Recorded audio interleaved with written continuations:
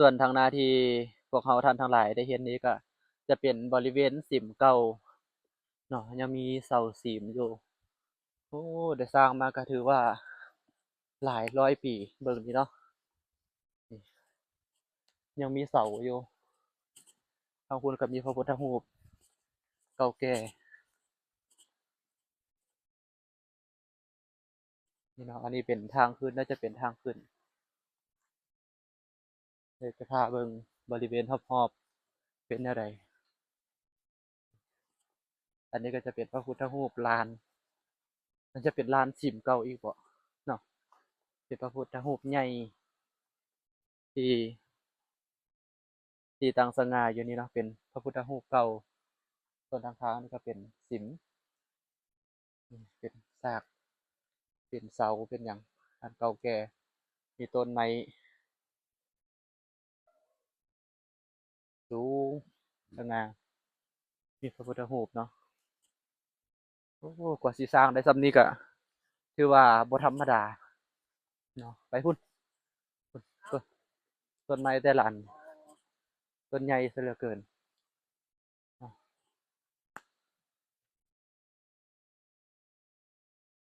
นี่เป็นพระพุทธรูปทางพุ่นก็เป็นสิมตอนนี้เราก็ไปหาเบิ่งบ่อนพักบ่อนเซาว่าเขาสิพักอยู่ไสภายในก็สงบร่มเย็นดี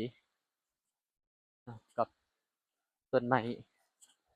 ทิวทัศน์ธรรมชาติมีภูผาอ้อมรอบบริเวณอันนี้น่าจะเป็นน้ำซางเด้ออืมภูมิน้ำซาง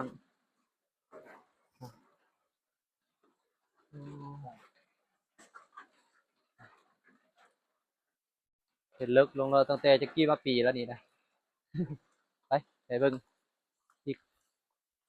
ไปทางพูดล่ะ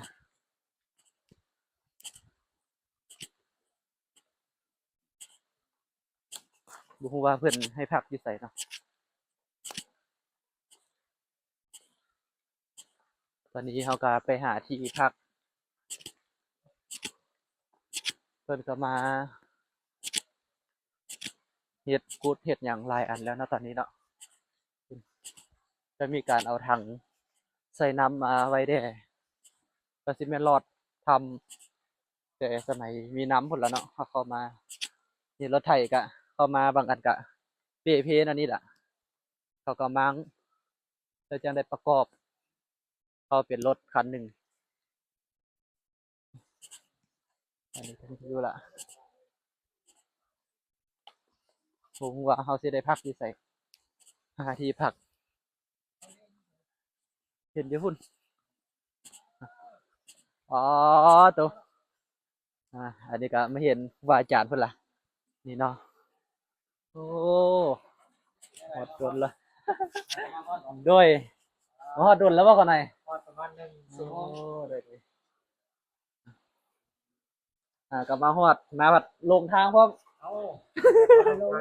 บ่ฮู้ทางเข้าไปไกลอ่าบ่ไกลทางมันทางน้อยๆ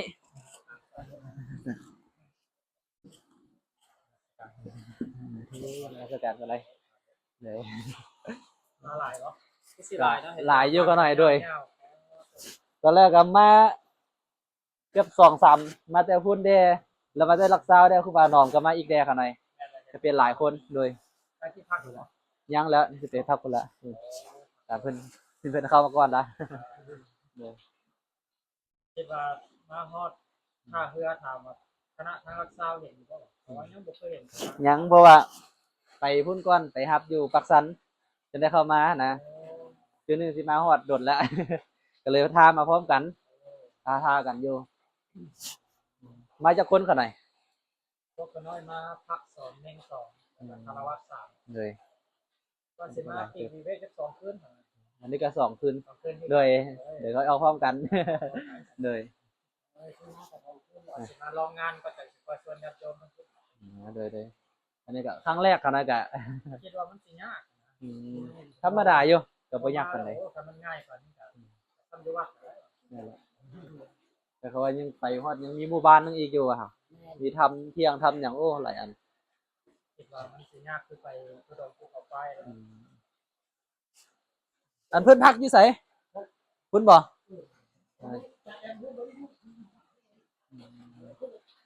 เจ้าอาวาสบ่อยู่บ่ แต่ว่ามันก็ไปเรียนจับ อืม เอานี่แสดงที่บาบุญมันอยู่ มาฮอดอัน มาฮอดปักสันลืมพาสปอร์ต ขับมาเล่าแล้ว ยังนะมาอยู่ฮอดบึงกาฬก่อนหน่อย มาฮอดบึงกาฬมาเบิ่งล่ะลืมพาสปอร์ตก็เลยต้องได้กลับ ยังบ่ฮู้ล่ะเพิ่นพาก่อนโดยโอ้น่าเสียดายเพิ่นก็ออกมาตั้งแต่ตี 5พุ่นแหละออกมานะบ่ว่ามาฮอดนั้นท่าจุดตอนน้อยก็มาแต่บึงกาฬจังข้ามพร้อมกัน เดินพาสปอร์ต โดยลืมแล้วคือลืมของสำคัญอีกบ่ได้เลย เดินมิกเดินซอยพาสปอร์ต ยังแล้วอยู่ไสมีทักได้อยู่วะโดย ขน่อยคือว่าเมื่อแล้วสนุก ว่าสิเมื่อนะก็แต่ว่าได้ยินมันอาจารย์มันเจ้าวาดบ้านเขาน้อยแต่ว่ามาพักอยู่ในเด็กสองคืนแล้วก็เลยมา สาธุดีนะครับเอาไทยทำอยู่อ่ะ